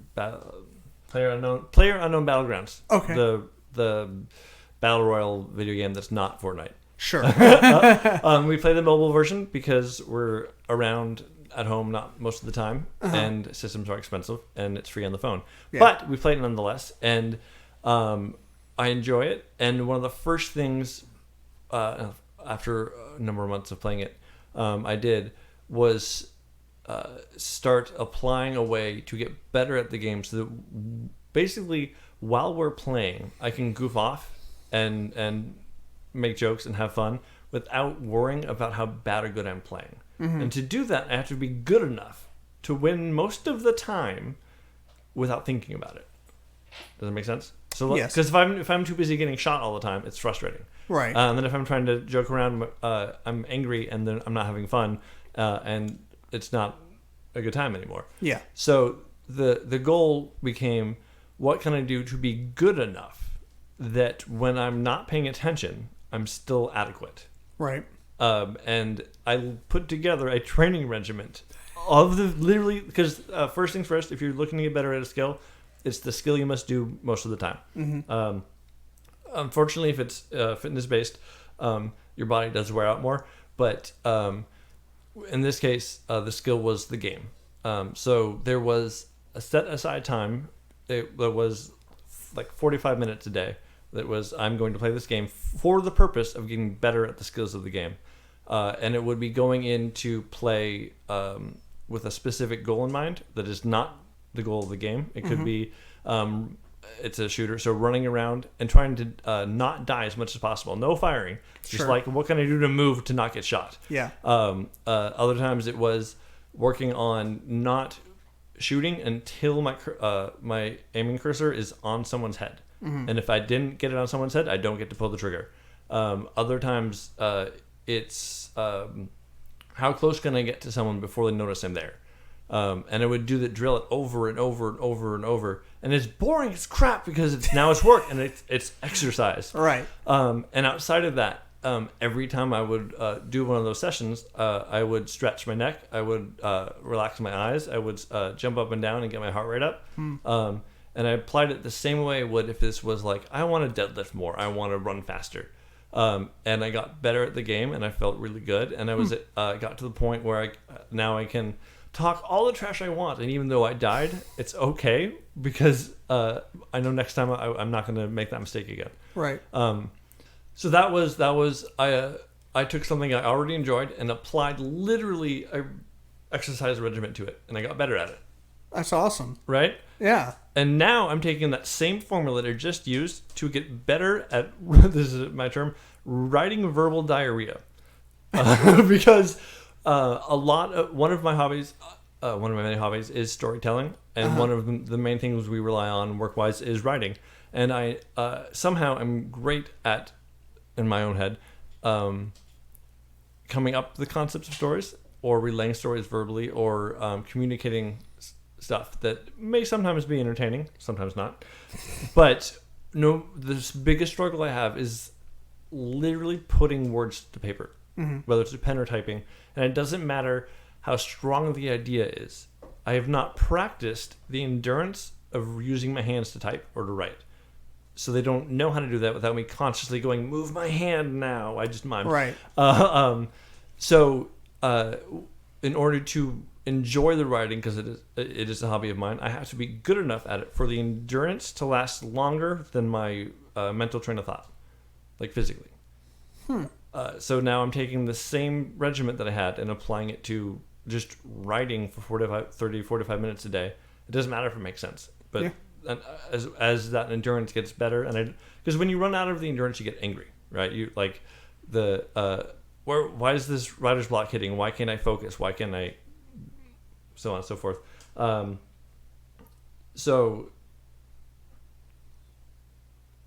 I'm working on literally just getting the 34 to 5 minutes to not make me feel gassed out mentally. Sure. And then when it's time to buckle down and write an article or a story, that endurance is allowing me to enjoy my brain bouncing around in different directions because my fingers are just going. Right. Yeah. I noticed that. So I've your digital magazine that you send out through Everyday Superhero Training. I've noticed that your articles are pretty in depth and they come across very well thought out, and there's it definitely comes across that you don't take them very, very lightly, like you mean what you say. Right. Would you say you kind of apply the same concepts to those as well? Mm-hmm. Yeah. 100% of the time. That's basically the deal. Like any, it goes in, unless I'm misunderstanding your question, but it goes in waves of priority, because you can't fully invest on more than one thing at a time. Sure. And it's kind of finding something for like a short-term period to raise the new normal, and that becomes a new normal, and find something else and raise that as your new normal. Right now it's writing. Sometimes it's the topic that I'm writing about. Sometimes it's just the movie discussion, that kind of stuff. I don't feel like I answered this question. No, that's perfect. Yeah, okay. I figured that you approached writing your digital magazine articles in a very similar fashion than what you previously described. I was just curious because, I read them and I spend most of my time figuring out how the fuck does this guy come up with this shit? Because it's so good and very well thought out. I'm he finds a way to materialize in word form things that I've only felt but never were able to put sentences together to describe those thoughts and feelings. Right. So that I literally have different exercises for writing that are my practice. And some of them are the endurance, which is what I'm working on now. I have joke writing exercises that aren't about whether or not the joke is funny, but are how quickly can I structure the sentence I'm saying to be a self-contained sentence, response, and joke. So rather than being this is what I'm talking about, and then writing jokes about that subject, I write a concept, a punchline to the concept, and then fill that in with information. Okay. Or I'll write, and I'm not going to pretend that they're any good, so you won't get to hear any of them. This is this is my diary, basically. Sure. But it's a topic I'm interested in that is factual, followed by a response that is not factual that makes it funny, and then I follow that up with another concept and another punchline that's not funny, or quote unquote, right. And then you stack those on top of each other, and suddenly you have a paragraph that the end is a giant payoff of, wow, that was hilarious. But it was hilarious not because that joke was funny, but because you had little build-ups of it getting to a crescendo. And that's where, to me, joke writing is music. Yeah. But so I have exercises for just doing that, and most of the time it's about nothing and just about creating some sort of metaphor or description. Other times the goal is story writing, and it's just writing down factual statements of what happened in my day. Yeah. Like, I went to work. I did that we're not going to really talk about. I did the stuff at the job we're not going to really talk about. Yeah. And you look at it and you go, well, this is boring. Why does anyone care about this? And you fill it in with adjectives and verbs and more metaphors that describe what someone else might relate to. And now it's an entertaining story. And then you apply some of the jokes that were written the day before and go, oh, so this joke punchline works for this story. And now you have a story that has jokes that also explains what you're talking about. Right. And that's all practice, so that when I sit down and I have a thing I'm actually trying to communicate, that's just how I write. That's in theory. Yeah. That's definitely an interesting way to go about your approach to writing. I've always enjoyed creative writing. I think creative nonfiction is kind of my forte, because that's the one I don't have to work as hard on as the others in order for it to be good. But I do kind of the same thing where, except most of what I do is in my head instead of writing it out, where I will play out like scenarios. A lot of the times just regular life stuff. And I'm like, how can I make this funny? Right? Like, what can I do to make this a funny situation? Not necessarily like trying to turn something bad into good, but like, I think a better example would be a normal everyday, or just something that you wouldn't, something kind of innocuous that you wouldn't think twice about. Like, okay, how can I take this situation that's seemingly normal and make it hilarious? Because typically there's a way to do that. There is. At least with the life that I lead. Right. Like, because I'm kind of a ridiculous person. The people that know me on a more personal level, or people that know me that have been friends with me for a while, God bless them, because they have the patience of a saint. I'm just constantly ridiculous. So I am always finding myself in situations where I'm acting like an ass. And so I'm never shy of a chance or an opportunity to be like, hey, like, that's a good storytelling opportunity. Yeah, that's awesome. So I also used to do that same thing in my head. Yeah. And I learned this from my not being good on stage. Yeah. There are, for the sake of semantics, we're going to say 3 voices inside your head. Okay. There is the voice you hear the thing you're saying inside your own head, which contains somehow a self-contained like laugh track and like audience that is already emotionally responding.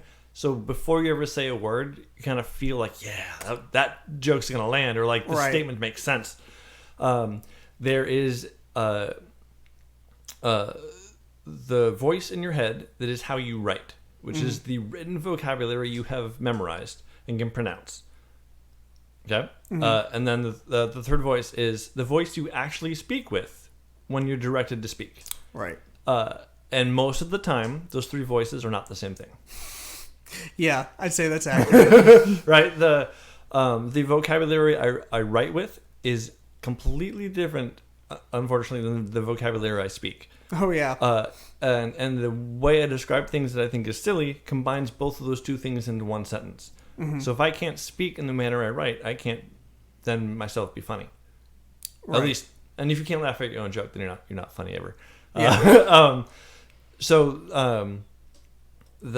The same thing as practicing writing for the endurance or figuring out how a punchline hits also applies to not being afraid to say the sentence that comes to your head no matter what. Working on literally saying things out loud so that when you're ready to say something that you think is funny, it hits the same voice you're thinking of. Right. And that is what I sucked at when I was on stage. Yeah. Because I never practiced out loud. I would think it over and over and over and over. And then I would go to speak and the mic would have reverb and the timing would be thrown off. And it felt like I was reading from a script, so it didn't have any emotion or depth to it. Yep. And I would get off and read it and go, this was hilarious. Why didn't I personally think it was funny when I said it out loud? Yeah. Yeah. Yeah, that's an obstacle that I face a lot with the podcast. It's very close to stand up in a sense where if you write and take down notes about what you want to say, very rarely does it come across 100% verbally as to how you wrote it down. Right. And I'm sitting here wondering now, is that necessarily a bad thing? Like, is it okay for them to stand on their own? Or should there be some sort of middle ground between the two? Or should they link up? And is that the goal? Is to get them to be one and the same? Is that possible? Is that something that other people can and should do, but not me? Like, is that right for me? Yeah, I know that was a lot all at once. But yeah, it was neat to hear what you just said. It was neat to see someone else experience something that I experience on a daily basis. And I think honestly, everyone experienced it. I think we all know there's someone that's writing the book that, tomorrow that has this, but the story's in my head. Yeah. That is not writing. That is thinking. That Right. is. Yeah. So I think we all have some version of that, and I think, like, there are some people who write the book with never telling you, and you didn't know they cared. For sure. Or for me, like, I'm not going to call them mentors because they don't know I exist, and it's a one-sided relationship. Sure. But there are people that I gravitate to in creative fields, in, let's say, Hollywood or comic book writing or what have you, that I gravitate to because their entire career is built by pretending they don't work. Mm-hmm. But Seth MacFarlane's one of them. Okay. His entire professional persona is someone who's never worked a day in his life. Mm-hmm. He is just that way all the time. Yeah. And that's not true. because you don't just draw animate characters. You don't just do voices. You don't just learn to sing as good as Sinatra by waking up one day. Right. Right. So at one point, if not now, before, he was practicing all of those things at some point in time to get to the level he is at. And he did it so hard and so long for such a determined amount of time that it's effortless now. Yeah. And those are the people that I pull my inspiration from. Yeah. Kevin Smith is another one. Mm-hmm. How does he have time to write movie scripts? Right? He Right. literally puts his fingers to the keyboard and the words exist. I don't know how that works. Yeah. Did I tell you we're gonna have a Kevin Smith episode here next week? I want to play. Yeah, one of my buddies. He hasn't been on the podcast yet, but ever since I started the podcast, we've been going back and forth talking about him coming on, and it just, for one reason or another, it just never happened. But he actually lives in Murfreesboro as well, so. When I moved, I was like, all right, bro, like, the podcast has been around for 3 years. I moved to Murfreesboro. We're in the same place. There's no reason why we can't get together. And a lot of the reason why I wanted him to come on was because he's like a walking encyclopedia when it comes to Kevin Smith. He looks like Kevin Smith, like Silent Bob. He is. Was he Cosplayers? Yeah. I bummed a fake cigarette off of him at. Did you? Yeah. Hypericon? At Hypericon. Okay. I was Constantine. Okay. If he's listening to this. Right on. I was Constantine. You let me use your fake cigarette. It's still in my trench coat. Thank you very much. Yeah, he's typically one of very, very, very few Silent Bob cosplayers at conventions. Yep. He typically goes to MTAC, and I wasn't sure if he goes to Hypericon, but unless there's two people that give people prop cigarettes and dressed as Kevin Smith. Yeah, it was probably a prop cigarette because I don't think he himself smokes. Oh no, it was literally the stage cigarette. He had a pack of them. Yeah, yeah. His name's Jaron. Okay. So he probably didn't tell you his name because he was probably in character. I was Constantine. Yeah, that's one of the funnest things about cosplay, in my opinion, is people basically walking around like the whole convention is their stage. Oh, yeah, and just being in character. I don't have the strength and audacity to do that. I'm much more. I have much more fun like observing, but I do enjoy like cosplaying, like the actual doing of cosplay. It's as far as like acting out things, I don't know. Oh, that's improv. Yeah, which I also suck at. I enjoy improv more than I enjoy. I'm not gonna say writing. I guess stand up. Mm-hmm. Or just monologuing. Sure. Because monologuing is creating the scenario, and improv is reacting to the scenario. Sure. So if you've practiced like the ability of saying yes to what people present to you, and not being afraid to turn left or right in the conversation, improv is very easy and a lot of fun. If you're the one responsible for deciding what's going to be said at the beginning, there's a lot more stress. Mm-hmm. Yeah, for sure. But you were saying, Kevin Smith episode. Oh yeah, he's gonna come on. I think we have it scheduled for next week. He'll come on and then it'll be released either the week, the following week. I'm not sure. I need to look at my schedule, but he's definitely set up to come. I'm super stoked for that episode. The Jane Silent Bob reboot just did a road show too. Right. Unfortunately, neither of us were financially equipped to be able to attend, and our schedules also didn't line up to be able to go. So that doesn't help. But what's cool is that Reboot comes out on DVD, comes out on digital the day before we're supposed to do the episode. Nice. So we have the opportunity to watch it, and then because like I said, neither of us have seen it, so it'll be awesome to be able to watch it and then come do the podcast. And it's going to be structured a lot like this, where it's very loose, more of a natural, organic conversation rather than like, all right, talking point A, we did talking point A, talking point B, we did talking point B. So it's going to be a fun one. But I think we touched on a bunch of stuff. Do you want to throw out some final plugs for your gym? Yeah, we didn't talk nearly enough, as much as I thought we would have, about it. The magazine. Hey, we have a digital magazine that is completely free that you get from our website. It's called Everyday Superhero Magazine. Mm-hmm. It is the nerdiest wellness and lifestyle magazine in the universe in all of the dimensions. And it is, we believe that information should be free, and we hope that information is sometimes entertaining. The gym is there so because you pay us to teach you how to use that information. But we battle all the industries that think you would enjoy fitness up front. Mm-hmm. So as much as making sure you can understand as possible for free is kind of the goal. And it's structured in a way that you don't actually have to come to the gym or be in the gym for it to make sense. Right.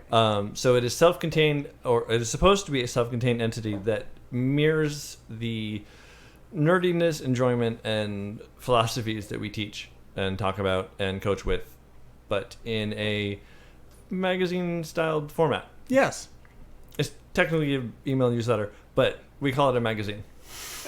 Because it comes off more as one. Like, right. The typical emails that you get that you just hit delete and you're like garbage, junk mail. They're filtered into your junk mail for a reason. But this, like I said, I've read it. Your articles are great. Both the ones that both of you guys write, they're both great.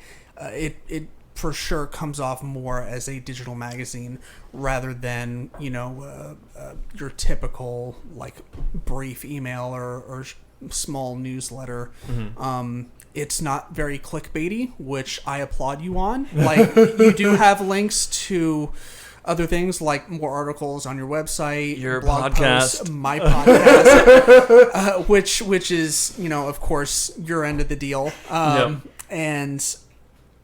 it's and we honestly call them ads. They are so anytime. You have to click away from what you're reading. That post is considered an advertisement, and that is either going to be an advertisement for like our T-shirts or your podcast or something we support or our classes. Sure. The content that is not going to pull you away from the magazine is always self-contained and does not require you to have knowledge of the gym itself. Right. Cool. Any other final plugs that you want to throw out there? Website? Yeah, everydaysuperherotraining.com. Is the website for both the gym and the magazine. The gym itself is located in Donaldson. If you're ever close enough or interested in dropping by, first class is always free. Yay! Free classes. Yep, one time. Yeah, and then you have to sign up, and you can drop in. You can drop in per class if you want. Right. Yeah. But then you don't get the personal training. Yeah. Yeah. Right. More than anything, because we're speaking to the internet right now, I highly recommend checking out the magazine. Yeah. Because you don't have to go anywhere to enjoy it. Sure. Yeah. And like I said, I can personally attest to the quality. I thoroughly enjoy it. It's got a lot of good information in there. It's got no pun intended, or I guess pun intended. There are pun puns intended. A healthy blend of the geeky side of things and the fitness side of things. Yeah. Yeah. Everything we're combining them both. Yeah. Yep. But yeah, Julian, Lydia, thank you so much for coming on. Thank you. It's been a friggin' blast. I hope we can do this again soon. Yeah, I agree. And I promise one of these days I will get to your neck of the woods and try out one of your classes. I promise it's not for lack of trying. It's just that I am consumed always by life. Work on putting your the stuff in the morning first. Yes. And see how much easier it is to get to our class. See if that works. God, it'd be such a pain in the ass to go back and forth to Nashville. Oh God. It is, but so taking care of yourself would mean that you don't do it on a regular basis. Right. It doesn't mean you don't do it. Sure. Yeah, that makes sense. All right. Well, that's. I guess that's going to do it for this episode. Thank you so much for tuning in. Go check us out on social media. Follow us: Facebook, Instagram, Twitter. Website geekgaragepodcast.com. Subscribe. We're on podcast. Jesus Christ. My brain is fried. Practice saying it out loud. Yes, we're on Spotify, Apple Podcasts, Google Podcasts, Stitcher, basically everything. So go subscribe to the show. And as always, be kind, stay geeky, and eat lots of cheesecake. Thanks.